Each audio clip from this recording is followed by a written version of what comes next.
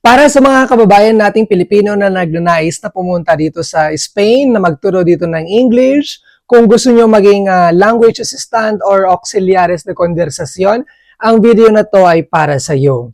Mag-share ako sa video na to ng aking experience nung ako pa ay nasa Concertado School. Doon ako nagtuturo ng English. So, ano nga ba yung ginagawa ko daily dati, no? Kasi it was 2 years ago. Kung bago ka pala sa aking channel, paki-subscribe na lang sa aking channel. Meron akong playlist, Teaching English in Spain. Doon ko sinishare lahat ng aking mga experience about Spain, about classroom, and everything. So, I hope na magkaroon ka ng idea kung ano yung ginagawa ng isang language assistant dito sa Spain. So, yun nga, 2 years ago, naging language assistant ako sa isang konsertado. So, meron akong 25 hours dati na work. And ang off ko dati is Friday, was Friday, no? Kasi meron akong masters. So, yung aming working hours ay 25 in a week. Lunes, Martes, Miyerkules, Huwebes, 25 hours lahat siya. Yung schedule namin is from 9 o'clock hanggang 5 p.m. Sa Concertado School to, no? And then, meron kaming lunch break from 2 to 3. So, yung mga sked namin, nilagay nila lahat from 9 to 5, yun nga, para ma-fulfill namin yung 25 hours per week. Okay? So, nag-start ang aking day ng 9 o'clock. No, yung kanilang time dati is 45 minutes din ba? No? Parang hindi ko na maalala. 50 minutes ata isang subject or 45. Ayun. So parang dami nilang subject parang Philippines din lang yung setting niya. Kasi sa public school, from 9 to 2 lang siya. Pero sa Concertado, from 9 to 5. So maganda yung school, malaki siya. Meron siyang infantile, yung ages 3 to 5. Merong primary, grades 1 to 6. Meron siyang ESO, first hanggang 4th of ESO. And then meron din siyang bachelerato. So maganda yung school, yung mga bata meron silang uniform. Meron silang parang physical education uniform na 2 set yon. Meron yung pang winter at saka pang summer na physical education uniform. At syempre meron din yung galante na uniform nila na 2 din ata yun. Tapos may blazer sila. Maganda talaga yung school. Karamihan talaga ng mga bata doon, hindi naman kasi lahat, no, ay mayayaman talaga. So, okay. So, let's start. So, normally, 9 o'clock ako nag-start. And then, every Monday, meron silang spelling doon. Yung hinandle ko dati is grades 3, 4, 5.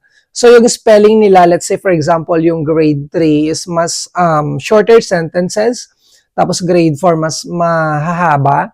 And then, grade 5 mas malaki. Doon sa spelling nila, guys, naka-based yun doon sa topic nila. Let's say, for example, English or science or combination. So, nagturo ako doon ng English, arts, meron din ako subject ng arts, natural science, yun lang, 3 lang ata, no? Kasi wala silang social science. So, yun. And then, ano pa ba? Most of the time, nagka-Cambridge preparation kami. Yung Cambridge is like around April or May. So, una is like from November ata kami nag-start or December, ganun. Nire-review namin sila lahat-lahat ng mga bata. Tapos around January or February, nagsasend yung school ng letter sa mga parents kung sino ang gustong mag-Cambridge exam, no? Para lang to sa 2, 3, 5. Kasi yung grade 6, mandatory yon. And then, pag halimbawa, meron na yung mga bata, yung list ng mga bata kung sino mag-Cambridge, sila na lang yung pina-practice. Ganon. So, medyo matalino din sila. Hindi ko lang alam kasi sa public is hindi mandatory yung grades 5, 4, 3, 2, ganon, na mag-Cambridge. Although sa school din lang naman, optional siya, no? Pero sa buong Madrid, nagka-Cambridge talaga lahat ng 6th grade students at saka yung 4th of ESO. So, sa school, 4 yung naging teacher ko dati. So, kailangan magaling din kayo kung paano mag-transition. Kasi malaki yung building ng school, parang building A tsaka building B. Meron yung times na nandun ako sa building A, tapos pupunta ako ng building B. So, halimbawa, 9 to 9:45, mga 9:43, ganyan. Pwede naman kayong magpaalam dun sa teacher kung pupunta kayo dun sa ibang building. Para kasi, well, depende yun sa school, guys. No? Yung school ko kasi dati is medyo malaki. No? Isa rin siya sa top 50 best schools in the whole Spain. No? So, medyo maganda yung reputation ng school or maganda yung reputation ng school. So, kailangan mo din mag-shift, no? Like, for example, 4 ngayon naging teacher ko. So, yung character nila is iba-iba. Parang, papasok ko dun sa isang classroom, iba yung character ng teacher, tahimik siya, ganyan, malumanay. And then, papasok ko dun sa isa, medyo parang bunganga siya, malakas yung boses niya. So, parang ako nag-a-adjust ako dun sa character ng isang teacher, no? Pati yung teaching, yung approach, yung teaching method, yung the way silang mag-discipline ng mga bata, iba-iba siya. So yon, kailangan nyo mag-shift. Tapos yung again, transition time, maglaan kayo ng time kung pupunta kayo ng isang classroom going to the next. Again, yung first month, nabagit ko na rin to sa mga previous videos ko, no? Yung first month, observation lang siya hanggang sa gradually, paunti-unti, ang tawag nito, parang dumadami yung task mo, ganyan. Doon pala sa spelling, normally every Monday, meron silang spelling.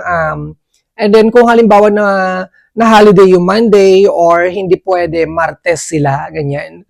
And then, ano pa ba? Minsan ako yun yung nag-check. Pagkatapos ng kanilang spelling test, usually naglalas yun ng 20 minutes. Magkakopy na sila ng kanilang another spelling for next week. Ayun. So, nag-guess nyo na ba yung pattern? Every Monday, meron silang spelling. Pagkatapos ng spelling exam, kokopyahin nila yung set ng spelling words or phrases or sentences for the next week. Ganun yung kanilang setup. Meron silang spelling notebook na color blue, na maliit lang siya. And then, sa school, meron din silang mga binders na nakalagay doon yung pangalan ng school. Ano pa ba? Meron silang mga iba't ibang notebook, iba't ibang kulay. For example, red is social science, yellow is English, blue, maths, yung mga ganon. And then meron silang mga books, syempre yung school yung nagpo-provide nun pero the parents are paying for that. Ano pa ba yung mga binabayaran nila dati doon? Meron din silang book na for reading. So, halimbawa, Monday, spelling sila, Martes, reading, tapos Miyerkules, yung grammar, and then another one, games or activities, ganon. Kasi like in a week, siguro, for example, sa English, makikita sila ng, siguro meron silang 4 hanggang 6 na English sessions, ganon.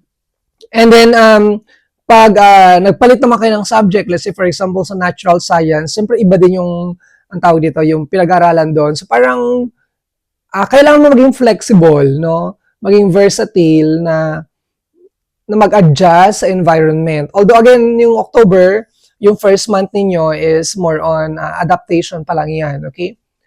Ano pa ba? Normally sa school, parang October pa nga lang noon, napapa-spelling na ako eh. Pag-start yung teacher, pero pag medyo tumagal-tagal ka na, ikaw na yung nagpapa-spelling, ganyan. Pwede ka rin mag-check ng spelling, depende kung ano yung gustong hingin na tulong or support ng teacher. Pag exams, yung teacher yung nagdi-distribute ng paper. So ako normally nasa isang side lang ako or sulok. Minsan yung teacher sinasabing, meron ka bang gagawin? Tapos pinapalabas ka. Halimbawa, kung may thesis ka, you take advantage of the time, no? Kung may exam yung mga bata, kasi kung meron naman silang exam, wala ka naman may tutulong doon. Hindi ka naman pwedeng magsabi ng mga words, or halimbawa, hindi nila maintindihan yung isang word. Hindi mo naman pwedeng i-explain yun sa kanila. So, aantayin mo na matapos yung exam. Yung mga bata pala nung time doon sa school, meron silang speech. Yung speech is like, magbibigay sila ng certain topic. For example, my favorite food. And then, yung teacher, magdidistribute siya ng ng dates. Ilalagay doon sa agenda yung small notebook nila kung kailan mag-speech yung bata. Let's say, for example, usually nauna yung mga parang prepared or yung mga magagaling. No? Halimbawa, my favorite food, paella. So, pwede kang magdala ng props. Normally, ano siya, presentation na pwede nilang gawin sa Canva, sa Google Slide, or anywhere. And then, pwede sila ang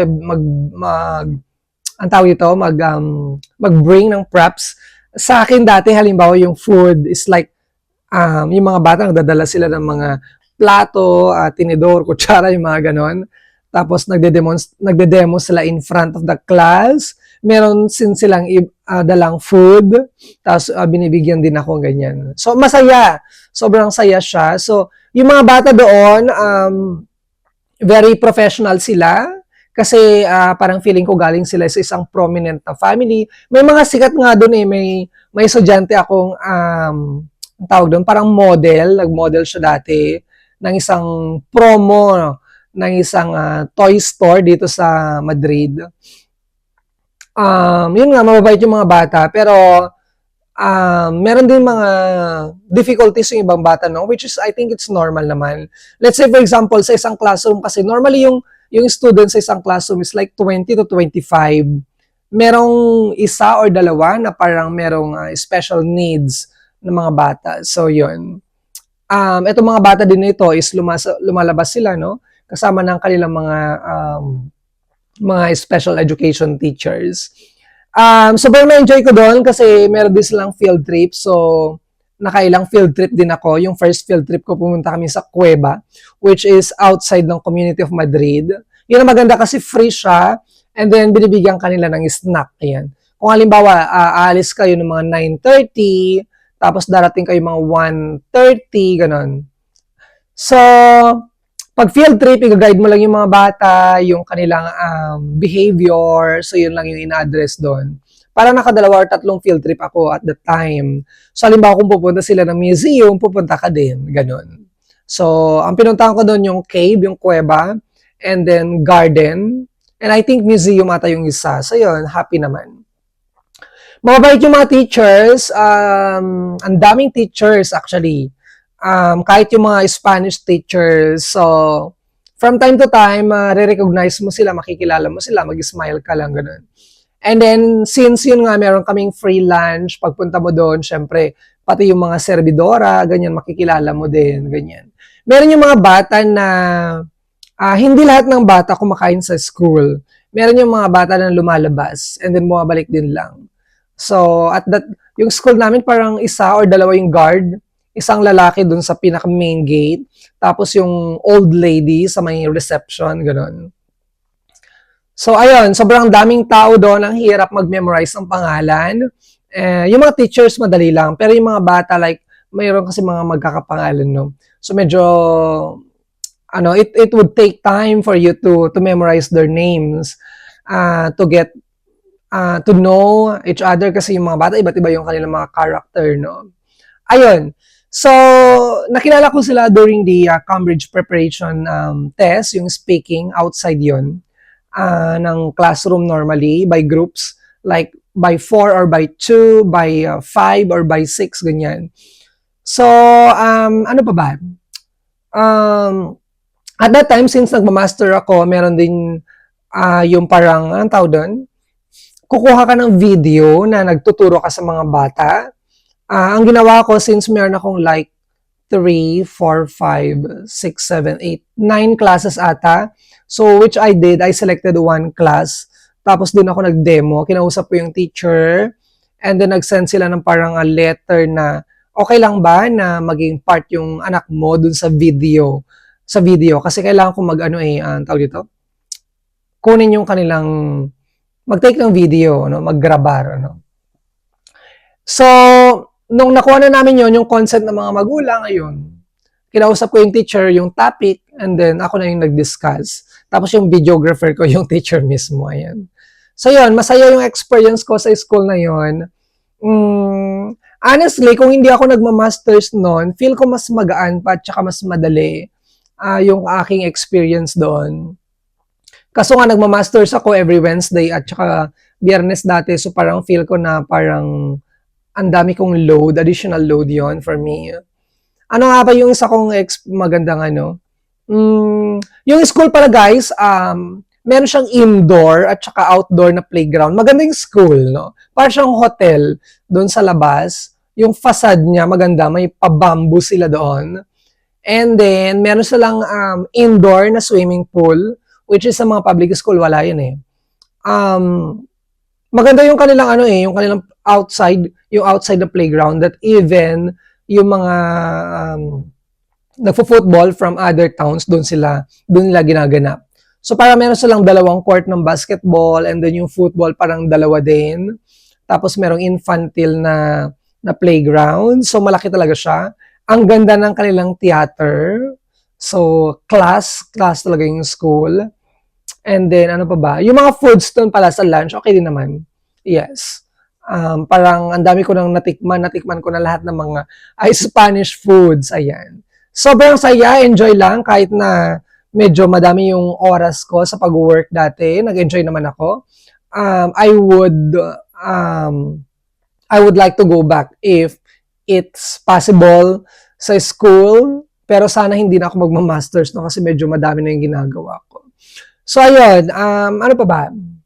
Anyways, kung meron kayong question, you can comment down, or you can also share this video for others to have an idea, para magkaroon sila ng parang information na, pwede pala ako magturo sa Spain, ganito pala yung setting, ganito pala yung ginagawa ng isang language assistant. So yun. Okay, if you like this video, please hit the thumbs up button. Very, ano na lang tong video ko napaka-random na lang. Kung ano na lang yung para maisip ko, yung naging experience ko, yun na lang yung binabahagi ko para sa inyo. Ayan. Maraming salamat muli. This has been Nathaniel from Madrid. Hasta luego. Ciao!